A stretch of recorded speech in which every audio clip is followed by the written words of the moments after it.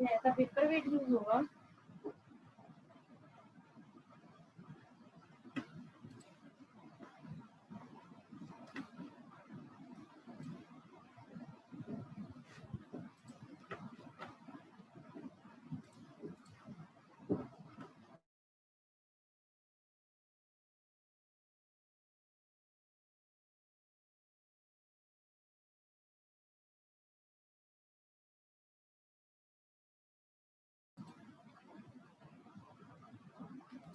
अच्छा स्टूडेंट, हमने two dimensional array को पढ़ा है, तो थर्ड टॉपिक हम इसको पढ़ते हैं, operation on two dimensional array. Two dimensional array पे ऑपरेशन कौन कौन सा अप्लाई करना है हमें चाहिए, कौन कौन सा ऑपरेशन अप्लाई कर सकते हैं, क्या रिक्वायरमेंट होती है नॉर्मली। सबसे पहले तो ट्रैवर्सिंग है, ठीक है। तो ट्रैवर्सिंग में जैसे पहले आपको बता चुका हूँ, traversing means basically we have to traverse on each cell for specific purpose. हमें नहीं पता हम क्यों ट्रैवर्स कर रहे हैं, लेकिन जब वो पर्पस दे दिया जाए तो फिर उस पर्पस के लिए ट्रैवर्सिंग की जाती है, ठीक है।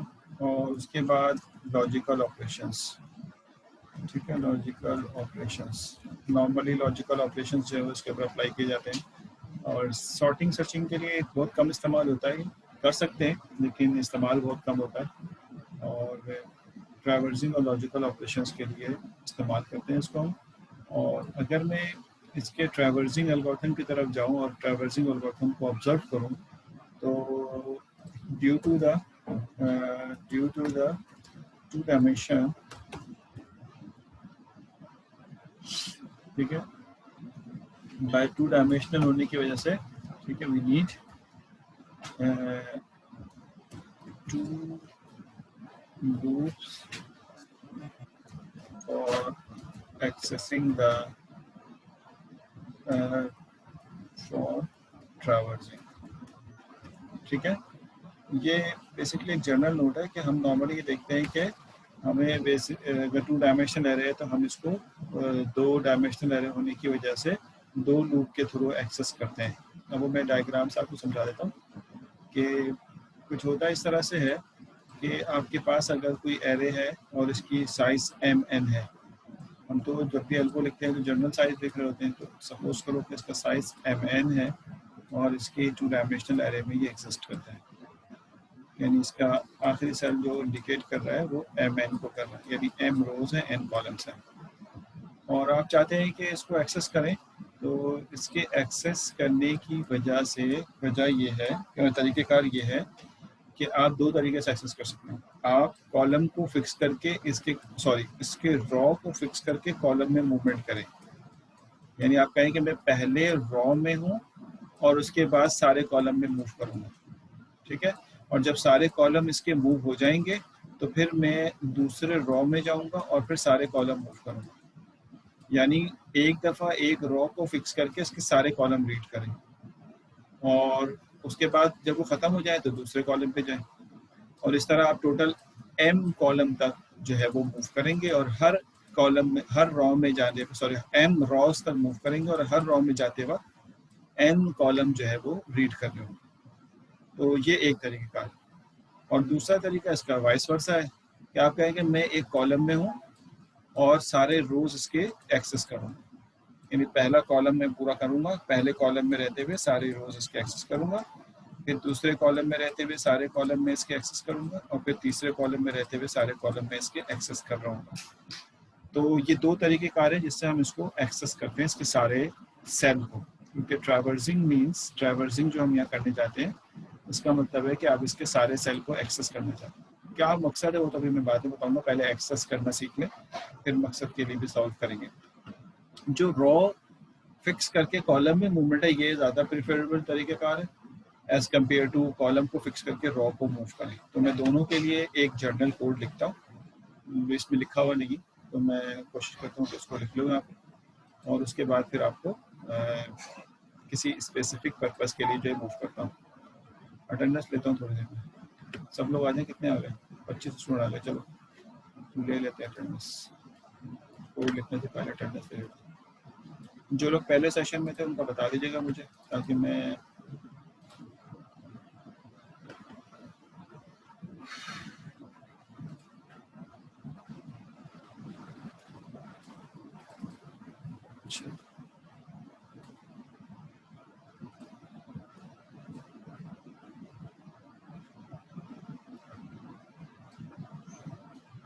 ये अटेंडेंस शीट नजर आ रही होगी आपको? ठीक है, अब मैं इसमें अटेंडेंस लगाना शुरू करता हूँ।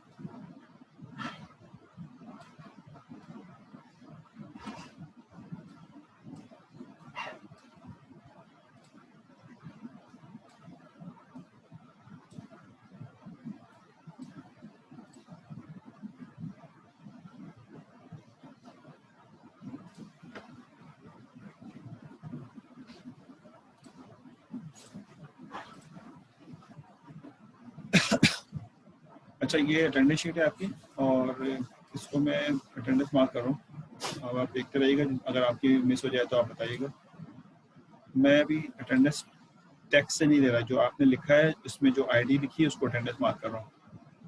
पहले 1027, 10278, 10278 हसनैन साहब, आपकी अटेंडेंस मैंने लगा दी। ठीक है, आप देख भी सकते होंगे। उसके बाद है 10298, 10298 साजिद साहब, आपकी भी लग गई अटेंडेंस। उसके बाद है 10302, 10302 हसनैन साहब, आपकी भी लग गई। पहले हसन थे, अब हसनैन साहब। और उसके बाद है 10366, 10366 ये है फैजान बेयानी, आपकी भी लगा दी। फिर 10555 अब्दुल्ला हारिस, आपकी भी लगा दी मैंने। 10615, 10615 एहसन, आपकी भी लगा दी। उसके बाद 10618, 10618 आपकी भी अटेंडेंस आ गई। फिर 10663, 10663 अरसलान, 10664 अफसा। फिर है 10829, 10829 सुभान। 10829 के बाद है 10900, 10664 हो गया, 10900, 10900 यासिर, 1189, 1189। इसके बाद आ जाओ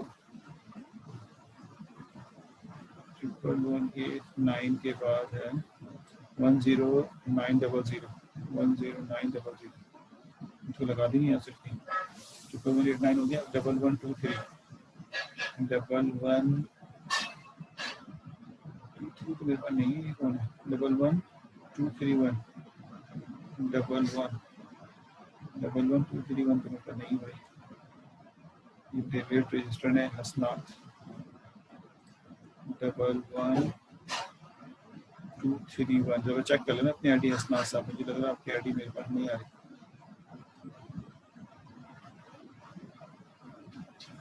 11456, अच्छा नीचे आ रही है 11231 हसनात आई है, ठीक है लगा दी इसमें। फिर 11456, 11456 आपकी भी लगा दी। 111166, 1166 अदील, आपकी भी अटेंडेंस लगा दी। फिर 1162, 1162 फरहान, आपकी भी लगा दी। 1180, 1180 हारिस की भी लग गई। फिर 1102, 002, 11002 साकिब की भी अटेंडेंस लग गई।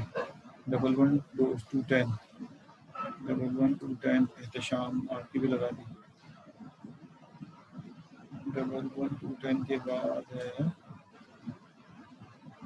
1178, 1178 मुजम्मिल खान।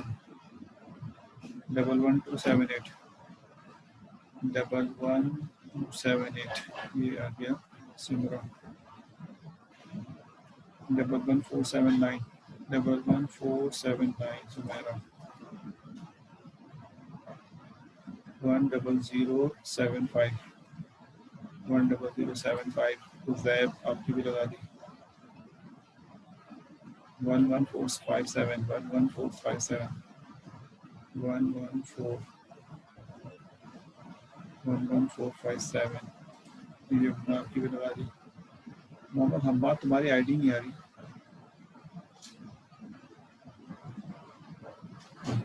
मोहम्मद हम्माद तुम्हारी आईडी मिसिंग है।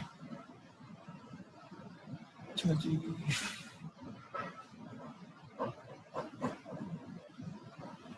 अब 11479 लगा दी थी मैंने, 11479 बैकअप है मेरा लगा दी, ठीक है। अच्छा देखो, मैं एक दफ़ा स्क्रॉल करता हूँ, आपकी जिनकी नहीं लगी ना सिर्फ वो आप मैसेज कीजिएगा। मैं एब्सेंटी को नाउ इरफान हैदर, ठीक है, सिर्फ वो टेक्स्ट में लिखें जिनकी नहीं लगी है। आपको नजर आ रहा है इरफान हैदर, बीबी हमना हसन, अगर ये मौजूद है तो बता दें।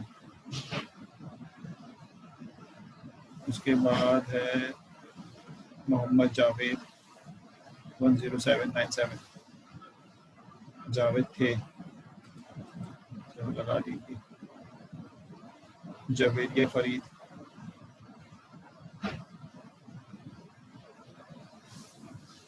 और इसकी लगा दी। इसरा रज़ाक 10605, इसरा रज़ाक ये एब्सेंट है। मैंने दबात की लगा दी, मैंने फवाद की लगा दी 10266।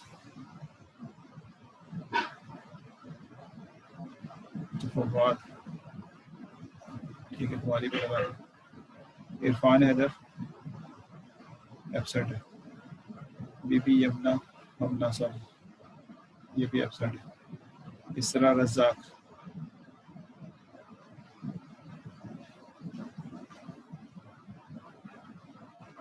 जबीर अगर पहुंचूंगा तो बताना। इसरा रज़ाक 10605, ठीक है, आगे बढ़े। जवेरिया फरीद, लाइट चली गई, मैं चेक करूंगा जिन लोगों का तुम कह रहे हो, ये मैं चेक करूंगा।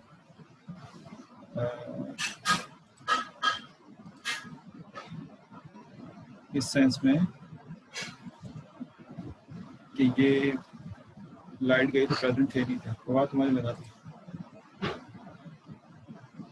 अच्छा, उसके बाद सारे प्रेजेंट हैं, ठीक है। सिर्फ ये दो इसरा रज़ाक और बीबी हमना ये दो एब्सेंट है, बाकी सब प्रेजेंट। इरफान हैदर 3 एब्सेंट है, ठीक है जनाब। अच्छा जी, आइए दोबारा शेयरिंग पे जाते हैं। अच्छा, मैं यहाँ पे आपसे कह रहा था कि ट्रैवर्सिंग अगर हमें करनी है तो ट्रैवर्सिंग के लिए आपके पास जो है वो एक 2 डायमेंशनल एरे है, ठीक है। ये 2 डायमेंशनल एरे, और हम ये एज्यूम करते हैं कि इसका साइज जो है वो m रोज और n कॉलम है, ठीक है। मैंने आपसे कहा कि आपका पहला तरीकाकार ये होता है कि आप रॉ को फिक्स करके कॉलम पे कॉलम मूव करें। इसके लिए आप जो कोड लिखते हैं वो ये होता है कि आप कहते हैं कि अगर मेरे एरे का नाम ए है और मैं एक को एक्सेस करना चाहता हूँ तो फॉर के 2 लूप लगा देते हैं, हमें फिक्स पता है i is equal to 1 to m rows हो गया, और फॉर j2, ठीक है, j is equal to 1 to n। इससे क्या हो रहा है कि जो लोअर लूप होता है वो अपर लूप के अंडर में काम करता है, यानी कि 1 होगा तो ये n तक जाएगा। देखेंगे 1 था तो उसको हमें पूरा n तक मूव कराना था, तो उसको सोचते हुए हमने यहाँ पे ये कर दिया। और उसके बाद हमने कहा कि अब आप अंदर जाएं और आप प्रोसेस करें। अभी प्रोसेस हमें नहीं पता, ए में प्रोसेस करें, ए के ith रो और jth कॉलम पे प्रोसेस करें। उसके बाद एंड, पहले एंड लूप j, पहले j का लूप बंद करें, ठीक है, ये j का लूप बंद हो गया। उसके बाद फिर आप यहाँ पर एंड लूप i, ये i का लूप बंद करें। इस तरह से आपका प्रोग्राम जो है वो छोटी सी लाइनों के अंदर कंप्लीट हो जाएगा। जो हम सोच रहे थे उसको यहाँ पर हमने इम्प्लीमेंट कर दिया कि अगर हमारे पास इसको हमने फिक्स किया है तो इसका मतलब है आई रॉ को फिक्स किया है, यानी ये वाला पार्ट जो हमारे पास है ये रॉ को मेंशन कर रहा है, ये वाला पार्ट जो है ये रॉ को मेंशन कर रहा है। आप कह रहे हैं कि ये रॉ है, ये रॉ की कंट्रोलिंग कर रहा है, और ये जो है ये कॉलम है। तो इस तरह से आप पहले रॉ में जाते हैं तो सारे कॉलम एक्सेस करते हैं।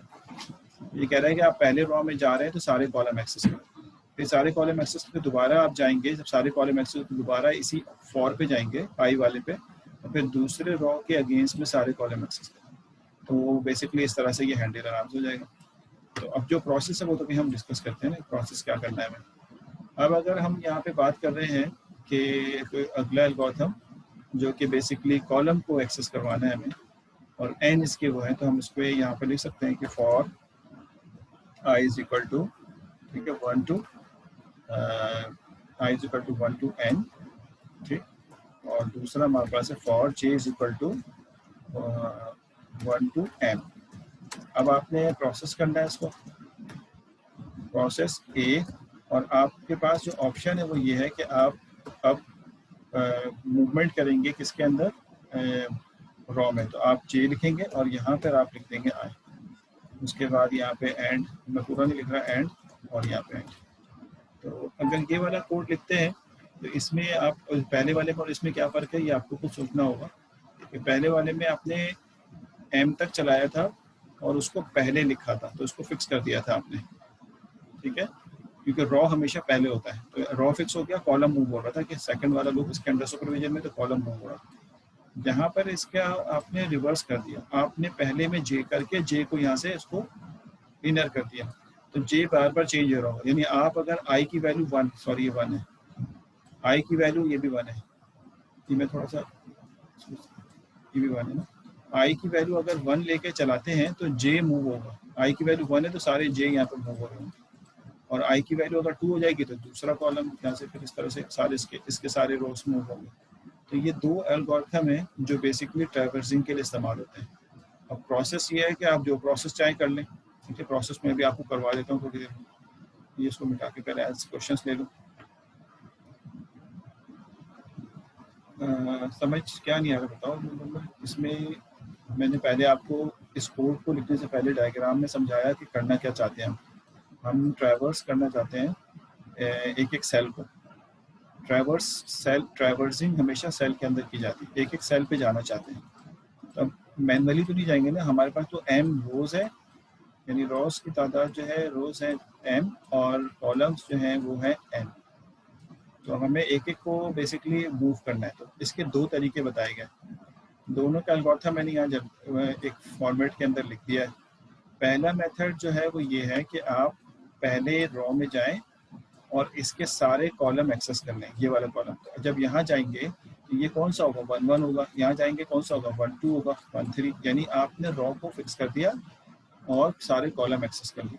फिर जब सारे कॉलम हो जाए तो फिर अगली रॉ पे जाएं और फिर पहला, यानी 2 1 2 2 2 3 2 4 एंड सो ऑन। इस चीज़ को अचीव करने के लिए ये वाला एल्गोरिथम लिखा है। ये आपने कहा I is equal to 1 to M and for J is equal to 1 to N.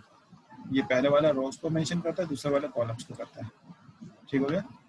अब आपको एक्सेस करना है, असल में तो ये वाली बात है। एक्सेस एक्सेस कैसे होगा कि सबसे पहले आई की वैल्यू 1 होगी और जे की वैल्यू, आई की वैल्यू 1 होगी और जे की वैल्यू भी पहले 1 होगी, तो ए 1 1 एक्सेस हो जाएगा। सबसे पहले एक्सेस जो होगा वो ए 1 1 हो जाएगा, ठीक है। ए 1 1 का मतलब है ये वाला पॉइंट। उसके बाद ये तो वापस जाएगा एंड लूप करके, यानी दूसरे कंडीशन को चेक करने, तो इस वाले लूप पे नहीं जाएगा, इस इनर लूप पे जाएगा। इनर लूप में एक इंक्रीज करता है हमेशा, इंक्रीज करेगा तो आई जे की वैल्यू 2 हो जाएगी। आई में कोई चेंज नहीं आया तो आई स्टिल 1 है, तो आई स्टिल 1 है। और जे में एक इंक्रीज करने का मतलब है जे 2 हो जाएगा, क्योंकि ये बाय डिफॉल्ट एक एक का इंक्रीज होता है यहाँ पे, तो जे में 2 हो जाएगा। तो ये इस वाली लोकेशन पे आ जाएगा, ठीक है। तो ये कौन सी लोकेशन है, 1 2। फिर जब दोबारा जाएगा तो जे की में एक और इंक्रीमेंट करेगा, तो ए की वैल्यू आई में कोई चेंज नहीं आया और इसमें 2 हो गया, 3 हो गया यहाँ पे। इस तरह से ये करता रहेगा। कब तक करता रहेगा, जब तक कि आई 1 ही रहे और कॉलम की तादाद n हो जाए। जब n हो जाएगी तो ये बाहर निकालेगा इसको, जब बाहर निकालेगा तो फिर ये आई के पास दोबारा जाएगा, क्योंकि आई तो अभी ख़त्म नहीं हुआ ना। जब आई के पास दोबारा जाएगा तो आई की वैल्यू 2 कर देगा। तो ये सारा एक्सेस करने के बाद आई को 2 करेगा। आई 2 करने का मतलब ये हुआ कि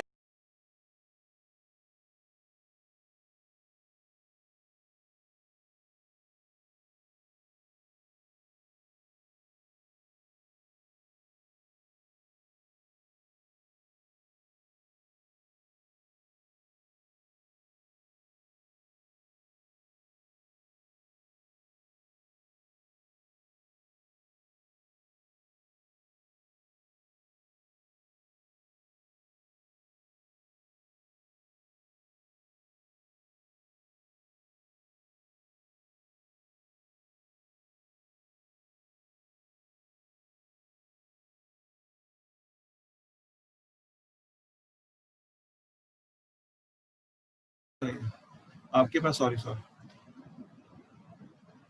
ये आपके पास एक एरे है, वो समझ में तो आ गया होगा ना तुम्हारे। मैं ये बोल रहा था जो तुमने पूछा था सवाल, क्लियर करने की कोशिश करती और रिमूव हो गया। अब हम इसका एक स्पेसिफिक टास्क करते हैं, उसमें मज़ीद समझाऊंगा तो और आपको समझ में आ जाएगा। तो एक मेथड तो वो था कि जिसमें रॉ को फिक्स करके कॉलम को रीड कर रहे थे, और एक मेथड दूसरा वाला जो एल्गोरिथम था वो था जिसमें आप कॉलम को फिक्स करके रॉ में आप मूवमेंट कर रहे थे। ठीक है, यानी कॉलम फिक्स कर दिया, रॉ में मूवमेंट कर रहे थे। इन दोनों में खाली हमें फ़र्क जो है वो रखना है। अब आपके पास एक आपके पास एरे है जिसमें m इंटू एन साइज है, m इंटू एन। ठीक है, m इंटू एन साइज के एरे को आपने करना क्या है, सबसे पहला बहुत आसान सा काम कि सारे सेल के डेटा को क्यूमुलेटिवली ऐड करना है, जो हमारा पहला काम हमेशा से होता रहा है। यानी आप एक एक सेल में जाएं और इसके सेल में जाके एक एक सेल के डेटा को क्यूमुलेटिवली ऐड कर लें। ठीक है, तो ये हमने पहले भी इसी तरह से किया था। अगर मैं इसको लिखता हूँ, सारे सेल में जाऊँ और एक एक डेटा को ऐड करूँ, मेरी लाइन नंबर 1 में मैं यहाँ पे लिख लेता हूँ।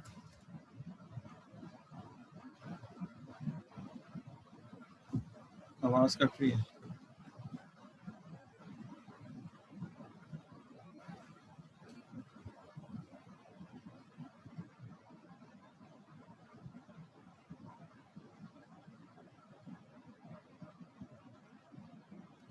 अच्छा, ट्राई करते हैं। ठीक है, अब ट्राई करो। अच्छा, मैं कह रहा था कि आप जो है वो बेसिकली एक एक सेल में जाके क्यूमुलेटिव में, यहाँ लिख रहा हूँ क्वेश्चन, प्रॉब्लम है हमारे पास, वो है cumulative addition of 2D array. ठीक है, cumulative addition of to data, cumulative addition of data in 2D array. 2D array में रखे हुए डेटा का क्यूमुलेटिव एडिशन। क्यूमुलेटिव एडिशन का मतलब ये होता है कि जो इसमें डेटा है सबके डेटा को ऐड करके एक जगह लिया। और समटाइम पूछा जाता है क्यूमुलेटिव एडिशन, और यहाँ पे स्लैश लगा देता हूँ, मीन भी निकालने का पूछा जा सकता है कि मीन निकालें आप। तो दोनों में क्यूमुलेटिव एडिशन तो करना ही है ना, तो हम मीन आखिर में कर लेंगे इसका।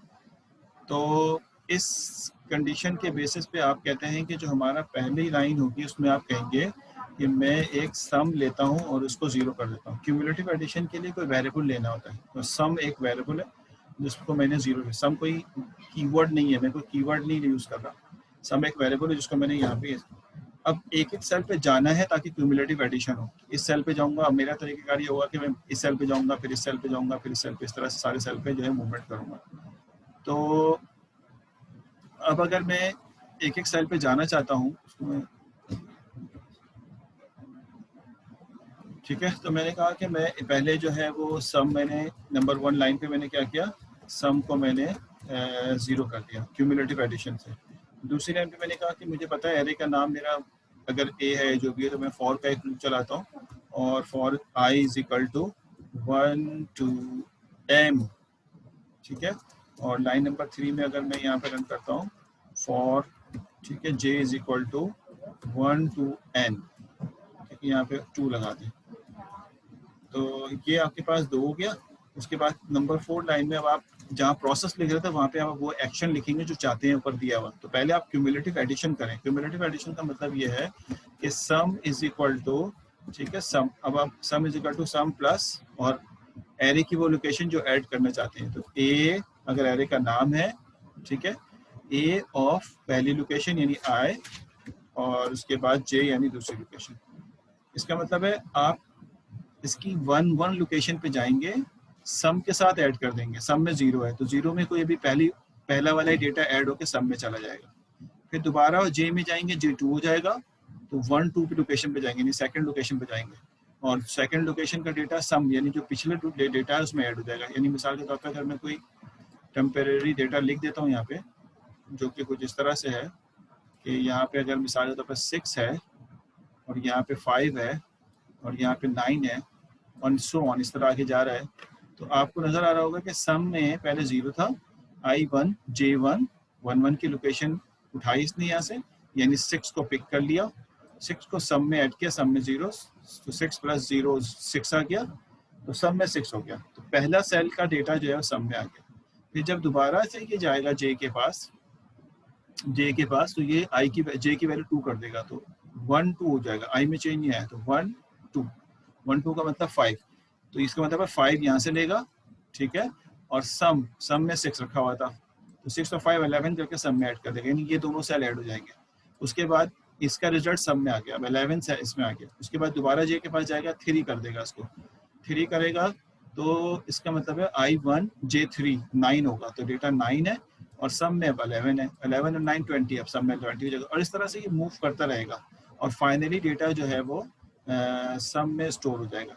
समझ आ रही है? तो अब इसको कंप्लीट करें अगर हम, तो लाइन नंबर 5 पे अगर आप देखें तो 5 में हमें अब यहाँ पे लिखना है एंड फॉर जे, पहले आप जे का फॉर बंद कर दें, ठीक है, उसके बाद आप लिखें, क्योंकि हमें हमारा क्यूमुलेटिव सम तो आ गया, 6 नंबर लाइन में आप लिखें यहाँ पे एंड फॉर आई, पहले J1 होगा फिर I1 होगा। अगर आपको मीन निकालना है तो आप यहाँ पे मीन निकालने के फॉर्मूले को लिख दें। यहाँ पे मीन निकालने के लिए आप क्या करेंगे, average, average is equal to, अब एवरेज का फॉर्मूला क्या होता है, जो सम आपने निकाला है divide by total number of element, total number of element m into n है, m इंटू n, यानी जो टोटल सेल होगा वो बेसिकली m इंटू n होगा।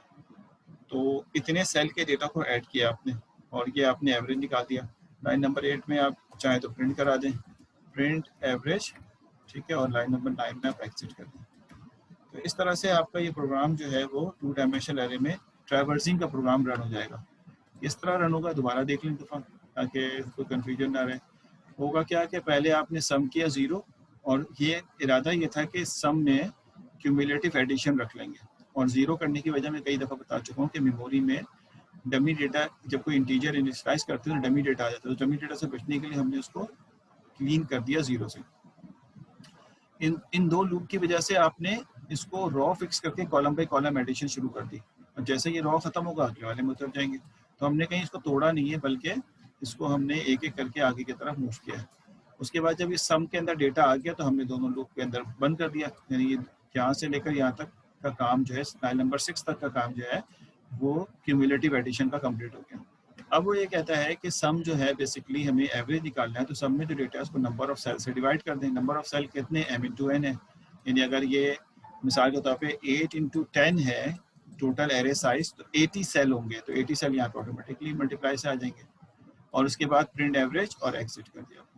तो ये बेसिकली प्रोग्राम जो है वो एक 2D एरे का सिंपल आपने लिखा है, और ये क्या कर रहा होगा, ये इस वक्त यहाँ पे आपके क्यूमुलेटिव सम निकाल रहा होगा। ये तो एक ट्रैवर्सिंग का एल्गोरिथम है जो हमने यहाँ पे लिख दिया। अब अगर मैं आपसे कहता हूँ कि आप एक ऐसा प्रोग्राम लिखें कि 2 डायमेंशनल एरे का ही हो, लेकिन वो कुछ ऐसा प्रोग्राम हो कि आपके पास 2 डायमेंशनल एरे है, क्योंकि हम एल्गो लिख रहे हैं, साइज फिक्स नहीं कर रहे हैं। आप जब भी उसमें करेंगे, क्या नाम है, पाइथन पे करेंगे, तो उसमें आप रैंडम इनिशियलाइजेशन कर लीजिएगा, ठीक है, नमपाई की रैंडम इनिशियलाइजेशन करके आप सॉल्व कीजिएगा। ये आ जाएगा m इंटू n साइज है इसका, ठीक, यानी ये 1 1 साइज है, इस वाले का साइज 1 1 है, यानी साइज से मुराद है इंडेक्स, इसका इंडेक्स 1 1 है, इसका इंडेक्स 1 2 है, ठीक हो गया, इसका इंडेक्स 1 3। डेटा नहीं है, ये इंडेक्स है। मैं डेटा पे तो बात ही नहीं करता ना, हम तो सारा गेम इंडेक्स पे प्ले करते हैं, और आखिरी वाले का इंडेक्स जो है वो mn है।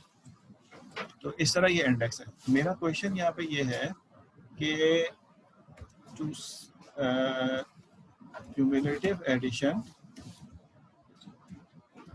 cumulative addition of all even index, ठीक है, even index cells, cumulative addition of data in a 2D array such that only for और even index cell. Even index cell का मतलब ये होता है, इवन इंडेक्स सेल का मतलब ये है कि आपके पास जो सेल है इसमें अगर मैं रॉ और कॉलम को ऐड करूं तो इवन आना चाहिए। इवन डेटा नहीं लिखा, इवन इंडेक्स सेल, ये दोनों में फर्क है। डेटा नहीं लिख रहा हूँ मैं, सेल को लिख रहा हूँ। जैसे ये वाला 1,1 को रिप्रेजेंट कर रहा है।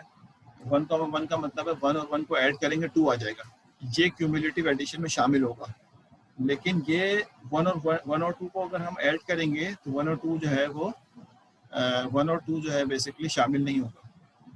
तो 1 और 2 जब शामिल नहीं होगा तो क्यों नहीं होगा, 1 और 2 को ऐड करेंगे 3 आ जाएगा, तो 3 शामिल नहीं होगा।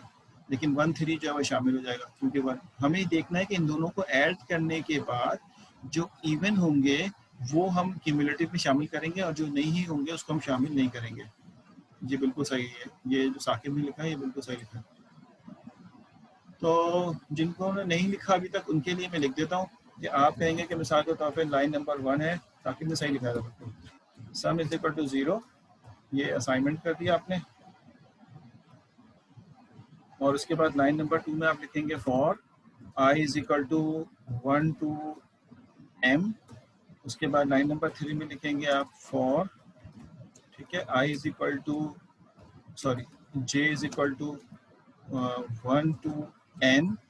फिर लाइन नंबर 4 में आप अब डायरेक्टली सम नहीं करेंगे बल्कि आप चेक लगाएंगे यहाँ पे, if bracket i plus j, यानी जो दोनों इंडेक्स आ रहे हैं अगर इनका रिमाइंडर यानी डिवाइड बाय 2 करें तो ये अगर 0 के बराबर आता है, यानी इन दोनों को ऐड करने पे रिजल्ट अगर 0 के बराबर आए, ठीक है ना, तो फिर आप क्यूमुलेटिव समीशन में जाएं, यानी sum is equal to sum plus, ठीक है, a ऑफ i और कॉमा j। ये बात समझ में आ रही है? यहाँ पे लाइन नंबर 6 में आप जाके लिख लें एंड इफ, और उसके बाद लाइन नंबर 7 में आप जाके लिख लें एंड फॉर j, और लाइन नंबर 8 में आप जाके लिख लें एंड फॉर i। ये आपका प्रोग्राम जो है कंप्लीट हो जाएगा। अब इससे क्या होगा कि आपने कहा बाकी एग्जिट वगैरह आप लिख लीजिएगा, इसमें क्या होगा कि आप पहले i को पिक करेंगे फिर j को पिक करेंगे, ठीक है, इफ के अंदर जाएंगे, चेक करेंगे इन दोनों का समीशन 2 का रिमाइंडर जो है वो 0 आ रहा है नहीं आ रहा, इवन है या नहीं है। तो 1 + 1 यानी 1 + 1 2, 2 को 2 से डिवाइड करेंगे 0, इसका मतलब है इस लोकेशन के डेटा को सम करना है हमें। फिर दोबारा जाएंगे, j को 2 कर दें, i में चेंज नहीं आएगा, j को 2 कर देंगे, तो i1 j2 i1 j2 3 को 2 से रिमाइंडर निकालेंगे 1 आएगा, इसका मतलब है कि ये इसमें शामिल नहीं होगा। इफ का मतलब है ये उसको स्किप कर देगा। इस तरह से इसमें सिर्फ वो डेटा आएंगे जो कि बेसिकली इवन सम देते हैं, इनका सम जो है वो इवन आता है, ठीक है। तो ये बेसिकली आपने एक ऐसा कोड लिखा ट्रैवर्स और किया आपने ट्रैवर्सिंग की है, ट्रैवर्सिंग में ऐसा कोड लिखा है जो कि बेसिकली आपको इवन इंडेक्स का सम दे रहा है। अगर कंफ्यूजन दूर करने के लिए मैं यहाँ पे ये लिख देता हूँ मिसाल के तौर पे कि cumulative sum only for even data in 2D array, अगर यूं लिख दूं मैं, तो अब दोनों में फर्क क्या होगा और कोड में क्या फर्क होगा ये आपको समझना है अच्छी तरह से। मतलब जाहिर है आप कोड लिख रहे हैं, मैं तो नहीं लिख रहा, आप कोड लिख रहे हैं, आपको समझना चाहिए कि इन दोनों में क्या फर्क है। हाँ, नॉट इक्वल टू लगा दें तो फिर वो 1 के बराबर होना चाहिए ना, नॉट इक्वल टू 1, ठीक है, नॉट इक्वल टू 0 तो नहीं होगा सकता ना। यानी अगर i और j 2 से डिवाइड करें और नॉट इक्वल टू 0 हो तो उसको सम नहीं करना है, तो फिर एल्स में आप लिखेंगे इसको सम करें, वरना तो थोड़ा सा एक लाइन एक्सटेंड हो जाएगी इसके अंदर, ठीक। अब ये क्वेश्चन हमारे पास है कि हमें देखना ये है कि इनका समीशन चाहिए हमें 2D एरे में डेटा इवन है या नहीं है। अब इंडेक्स नहीं पूछ रहा, ठीक है, तो ये तुमने अदील सही नहीं लिखा है, तुम अलग अलग कैसे कर सकते हो i और j के 2 एरे, ठीक है। ये जो साकिब ने लिखा है ये सही है कि अब डेटा पहले हम i और j को डिवाइड कर रहे थे, अब हम a के साथ i j को डिवाइड करेंगे। बाकी उन्होंने भी सही लिखा, माद और फरहान और इन लोगों ने भी सही लिखा और नूर ने भी सही लिखा, यानी सारा कोड यही होगा। और हमारे पास क्योंकि डेटा की बात हो रही है, देखिए यहाँ पे इंडेक्स की बात हो रही थी तो मैंने a लिखा था, अब डेटा की बात हो रही है मैं उसको थोड़ा सा चेंज करता हूँ, सिर्फ इस 2 लाइनों को चेंज करता हूँ। मैं यहाँ पे वही लाइनें लिख रहा हूँ जो चेंज होने वाली हैं। तो मैं यहाँ पे लिख रहा हूँ लाइन नंबर 4, ठीक है, 4 नंबर लाइन को चेंज कर रहा हूँ, लाइन नंबर 4। उसमें लिखूंगा इफ ए ऑफ आई और जे का रिमाइंडर निकाला जाए 2 से, और अगर वो 0 हो तो फिर आप सम की बात करें। 5वीं लाइन में जाएं, यानी आप लिखें sum is equal to sum plus A of I और जे। जी आप, तो ये इतना सा फर्क आना है खाली। तो ये दोनों में फर्क इसलिए कि स्टूडेंट कई सालों से ये गलती किया आ रहे हैं। मैं जब भी पढ़ाता हूँ स्टूडेंट को ये कन्फ्यूजन ही रहती है। यहाँ पर सवाल था कि इंडेक्स का समीशन इवन होना चाहिए, तो इंडेक्स को ऐड किया था। यहाँ पे बोल रहा है डेटा जो उस जगह पे डेटा है उसको इवन होना चाहिए तो समीशन करना। तो डेटा को तो हम एक्सेस करते हैं ए ऑफ आई जे ना, तो अगर ए ऑफ आई जे पे रखा हुआ डेटा 2 से डिवाइड करने पे रिमाइंडर 0 दे रहा है तो उसको आप समीशन में शामिल करें, वरना ना करें। इसमें इंडेक्स का कोई ताल्लुक नहीं है और इसमें इंडेक्स का रिलेशन है। समझ में आ गई बात? दोनों 2 डिफरेंट किस्म के। तो जब इंडेक्स कहें तो इंडेक्स की बात करें, जब आपसे कहा जाए कि ये डेटा है तो डेटा की बात करें, ठीक है। तो ये तो हो गए 2 सवाल। अच्छा, बाकियों को भी समझ में आ रहा है? ये तो 3-4 लोग लिख रहे हैं, बाकी लोग 29 स्टूडेंट हैं। तो मैंने अटेंडेंस लगा दी है, किसी की लगी नहीं है तो बता देना, कोई अगर बाद में आया हो। अब्दुल्ला हरीस साहब, तो आप लोग भी साथ साथ काम करते जाओ। अब्दुल्ला हरीस, अदील, तुम लोग की भी वो आने चाहिए हमारे पास जवाबात। मोहम्मद जवाब तुम्हारी लगा दी, तुम्हारे दोस्त बहुत अच्छे हैं, तुम्हारे लगवा दी हमारे पास। अच्छा, कोई और? क्योंकि 28 स्टूडेंट की लगी है, 29 स्टूडेंट लॉगिन। अच्छा, एक मैं खुद हूँ, सही है, ठीक है ना। ये सबको समझ में आ रहा है ना? अब एक सवाल है ट्रिकी। सवाल तो बहुत सारे जो असाइनमेंट में दूंगा आपको, मैं वैसे वक्तन वक्तन देता रहूँगा। अब एक क्वेश्चन है यहाँ पे, वो ये है कि आपके पास एक, सॉरी इसको मैं रेड से बनाता हूँ। आपके पास एक एरे है और एरे कुछ इस तरह का है कि वो 2 डायमेंशनल एरे है। और 2 डायमेंशनल एरे में आपको करना क्या है? देखें, जब भी हमारे पास, और ये इवन है, इवन का मतलब ये है कि इसके रोज भी n है और इसके कॉलम भी n है। mn नहीं बल्कि दोनों n है। इसको कहते हैं स्क्वायर एरे। स्क्वायर का मतलब है रो और कॉलम बराबर हो तो स्क्वायर एरे कहलाता है। ये कहलाएगा स्क्वायर एरे, ठीक है। इसको हम राइट कर देते हैं, ये स्क्वायर एरे। तो इसके रो और कॉलम जो है बराबर है।